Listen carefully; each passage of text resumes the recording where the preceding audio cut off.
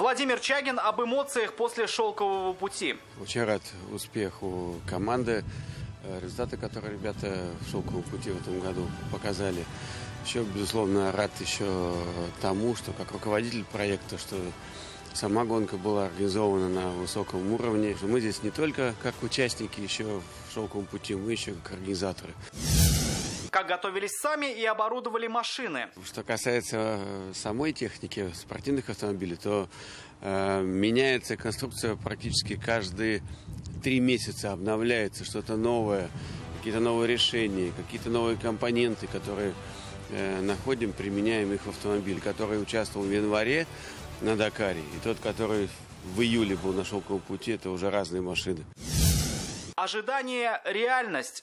Вначале заставили, спортивная ситуация, наверное, так, заставила себя поволноваться, не только меня, но и всех болельщиков команды, но потом все-таки нервное напряжение, которое было вот буквально там за 3-4 дня до финиша, вот между командой МАЗ и КамАЗ, показало, кто спокойнее, хладнокровнее, соответственно, и такой получился у ребят результат. Курьезы шелкового пути. Сбылась мечта многих побывать на Байкале, в команде КамАЗ-Мастер тоже. Эта мечта была практически у всех ребят, мало кто там был. Увидели вот это вот действительно достояние нашей планеты, величайшее озеро. И до сих пор вот еще звонки, разные благодарности, что вот здорово, что в этом году такой маршрут.